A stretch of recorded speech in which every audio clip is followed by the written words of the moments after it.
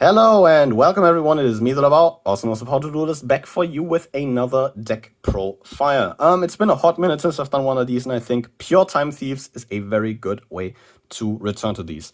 I've already done basically a profile on the Master Duel version of this deck, so you haven't checked that out, I will probably link that below, or you can find it up here if I don't mess that up. Getting into the main deck here real quick, we are starting off with 3 Time Thief Winder. This is basically one of your best extenders, because while this guy is in your hand, you can detach a material from an XYZ monster you control to special summon him. If he hits the board in any way, shape, or form, he will add you a Time Thief card from deck to hand, giving you constant access to your counter trap if you are able to revive him off your Perpetua, which is very nice. Also just a solid 1800 body. So yeah, Winder is absolutely great, so definitely want to max out on him. Another card you want to max out on is Time Thief Regulator. This is basically an archetypal rescue rabbit, because while you control no other monsters, you contribute them, special summon 2 Time Thieves with different names from your deck in defense position, giving you access to not only Winder, which gets you a search, but also Adjuster, which dumps a Time Thief, which will be important once we get to those. And also, while he's in the grave, when an XYZ monster you control gets destroyed by battle, he just revives himself, giving you a bit of staying power, I guess, if your XYZ get dealt with. Then again, the 2 Adjuster we are playing, you can either, because both effects are kind of exclusive to themselves, if you activate one, you cannot activate the other. If a Time Thief monster is normal or specialed, you can special this from your hand, which is in some cases a very neat extender. But generally, you want to be special summoning this off your Regulator to trigger the effect of Foolish Burial, a Time Thief from the deck. And your targets for that are 2, in fact, which I guess is a bit much, but I wanted to include the whole monster lineup of the deck we currently have. 1 Bezel Ship, 1 Chrono Quarter. Bezel Ship is basically a graveyard version of Winder. You can detach a material from an XYZ monster you control to special summon it. On field, you contribute it to attach Time Thief, to attach cards from your opponent's graveyard to a Time Thief XYZ monster, but in most cases you will be using this as an extender. Chrono Quarter, on the other hand, if your opponent during your opponent's battle phase, you can quick effect tribute him, and the next battle damage you would take is dealt to your opponent instead. But the nice part about Chrono Quarter is that if an XYZ monster you control leaves the field by a card effect, you can special summon this guy from grave, which gives you some neat extension, because this also triggers off Redo, a Spanish effect. So having that in grave, I think, is kind of nice. Getting into the generic rank 4 extender we are playing with some Raid Raptors. We are playing 3 copies of Strangleanius.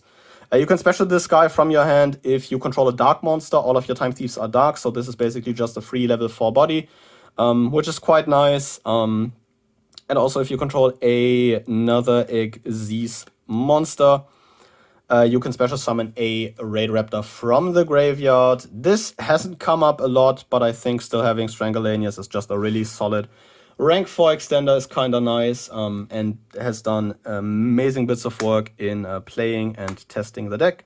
2 copies of Raider's Wing. This is kind of, works similar to Bezel Ship and Winder, but you can trigger this from either hand or grave, where you detach a material from a Dark XYZ monster you control to special summon it. And also, if you use this for the XYZ summon of a Dark XYZ monster, that monster cannot be targeted by card effects, which is quite nice.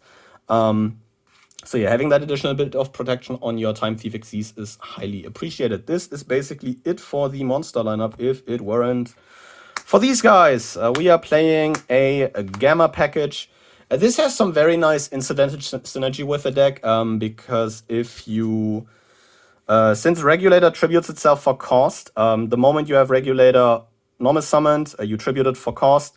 You have no monsters on field, so if your opponent would like to ash you at that point, you can say, fuck off, I have a Gamma in hand, which is very nice. Also with Redoer self-banish, you in some cases end up with no monsters on the field in your opponent's turn, so getting this life isn't a big problem. So this is a very nice hand trap to have in the deck. Definitely appreciate. I think there's even a lore connection between the 2 archetypes, so maybe someone can correct me there in the comments if I'm talking shit right now. In terms of when I was playing a Caught by the Grave against hand traps, you really hate Ash Blossom. Again, that's why you're playing Gamma. A Monster Reborn, just as a generic extender kind of revival card, is just very good. So those are those. Playing 3 copies of Forbidden Chalice. If you are rich, this could be droplets. I am not, so I'm playing Chalice. Also a very good option, just a good turn 1, turn 2, either if you're playing into negates or you're trying to stop your opponent. Very flexible card there. I am maxing out on retrogrades, as I am kind of going all in on the Time Thief part. When a spell or trap card is activated while you control a Time Thief XYZ monster, you can negate the activation and attach that spell or trap to a Time Thief XYZ monster you control as a material. Probably one of the coolest archetypal counter traps ever. This is just an insanely cool card. You want to be grabbing this each turn of Winder if you are able to recur him with Perpetua. So that is that. We are playing 1 flyback. This is, I guess, the only Garnet in the deck. Because you, in most cases, want to attach this card with your Perpetua to your Redoer for the spin, because in the graveyard, this is basically a DD Crocus. You can banish this from the graveyard to attach a card from your opponent's graveyard to a Time Thief XYZ monster you control. On the field, you can, if you activate this because you drew it, unlucky, you can target a Time Thief monster, you can Time Thief XYZ monster you control, and attach a Time Thief card from hand or deck to it as a material. It's not too bad if you draw it, but it kind of sucks if you draw it. So yeah, and another necessary card in the Phantom Knights of Shade Brigandine. This is just also another very neat rank 4 extender, and also a very easy way to turn Redoer's Trap Effect live to give you that quick effect non-targeting spin. Even if I'm not completely wrong, it is a non-targeting spin. Damn. So yeah, it's very nice for that. Just another rank 4 enabler. From here on out, I guess the trap lineup becomes very flexible. I'm playing 3 XYZ block here.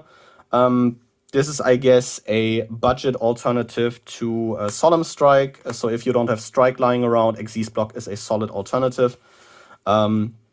Because block is basically able to negate an opponent's monster effect by detaching a card material from an XYZ monster you control. And destroying that monster. So that is that. Because this deck usually lacks monster interaction, you want to get it in where you can. Then we play 3 copies of Angel Statue Asia Rune. Just like with the previous card, you could also supplement this for like an Imperm, for example. Or for maybe even Judgments. Just any good generic trap cards you have lying around.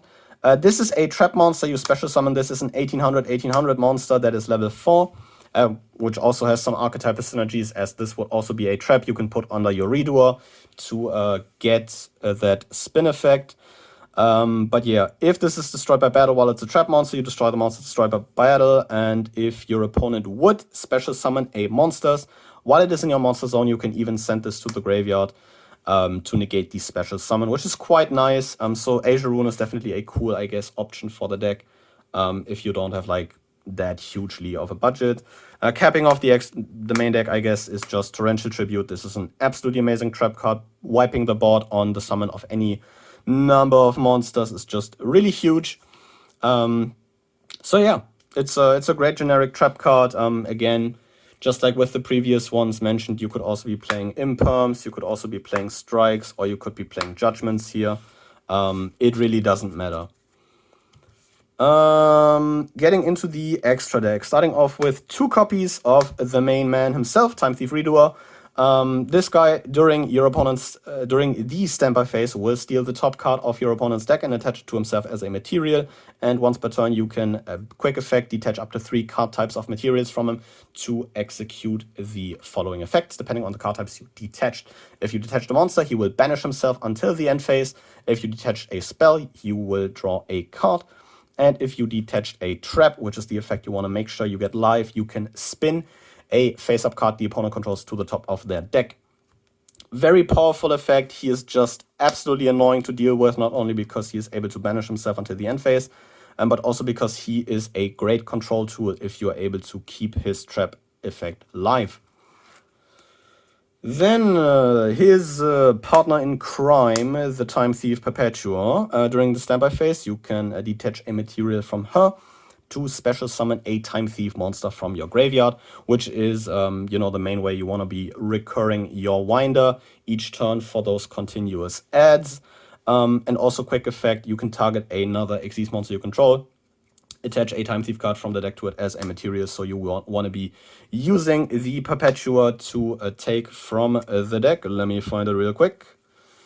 The Time Thief flyback to kind of put that under your redoer to get that spin live, which is very nice. Perpetua is great, and in combo with redoer, she kind of forms like your kind of your textbook board. I'm playing one copy of Double Barrel. This usually is cuttable. Works similar to redoer, but it doesn't steal cards in the standby phase. This just quick effect is able to this is able to detach materials when your opponent activates a card or effect, and depending on what kind of card types you detach, he also executes different effects. If you detach a monster, he will gain 400 attack. If you detached a spell, you will take control of a face-up monster your opponent controls until the end phase, but it cannot attack or activate its effects. And if you detached a trap, you can negate the effects of one effect monster on the field until the end of the turn. He's nice to have, I guess, but you can also cut him if you are not particularly a fan of him. Getting into some generic rank 4s, we are playing a Raiders Knight Arc Rebellion package to kind of have a way to close out games, as you're easily able to make Raiders Knight in this deck, since all monsters you're playing are Darks. And Arc Rebellion is just a huge beat stick that Dark Rulers the board and then swings for game, I guess. So that's nice. Playing a Utopia package to deal with problematic monsters, just making a rank 4 into the Lightning, and then being able to 5k swing over any problematic monsters your opponent might be able to make is just very neat. So we are playing that, but in terms of these, you are very flexible with which rank 4s you are playing. Same goes for the Abyss Dweller and the Tornado Dragon for some Graveyard Lockdown and some back row hate. Yeah, these are just like flex slots you can fit in with any rank 4 you like, or you find like appropriate for your environment of play. Playing a Cyframe Lord Omega to kind of have something to go into with your Gamma package if you activate it during your turn. And the rest of the extra deck are just links. I'm playing a Dark because this is easily able to be made and maybe able to steal a DPE. A Nightmare Cerberus for some monster removal, and a Link Spider to turn your driver into an effect monster if you need that.